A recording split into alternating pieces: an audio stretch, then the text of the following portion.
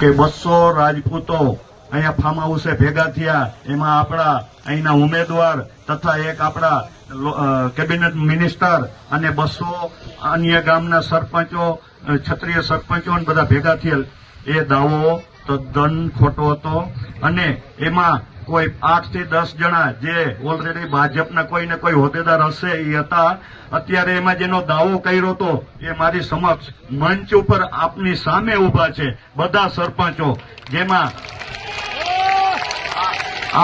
આ સરકાર media through, TV માધ્યમથી અને ન્યૂઝપેપરોમાં કેટલો ભ્રમ ફેલાવે છે એનું આ જીવતું જાગતું ઉદાહરણ છે. મિત્રો તમે જોઈ લ્યો, એ સ્વેચ્છાએ અહીંયા મંચ ઉપર આવ્યા છે અને એનું કેવું એમ છે, જેમાં કનકસિંહ જાલુભા જાડેજા ખાખરાના સરપંચ છે, વિરમદેવસિંહ રણજીતસિંહ જાડેજા સરપંચ સણોસરા ગ્રામ પંચાયત, હકુમતસિંહ પોપટભા જાડેજા દેડકદળના સરપંચ છે, રાજપરના માજી સરપંચ શ્રી સરદેવસિંહ અજીતસિંહ જાડેજા જે અહીંયા ઉભા છે, રમજુભા પથુભા જાડેજા ડાંગરા ગ્રામ પંચાયતના સભ્ય છે.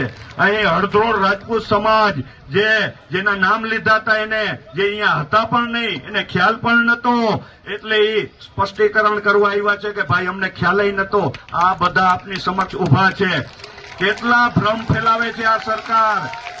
તો ભાઈઓ, આના ઉપરથી આપણે સબક એ લેવાનું છે કે આવનારા હજી જે ચૂંટણીની તારીખના 3-4 દિવસો છે એમાં આ લોકો કેટલાય ભ્રમ ફેલાવશે. આપણે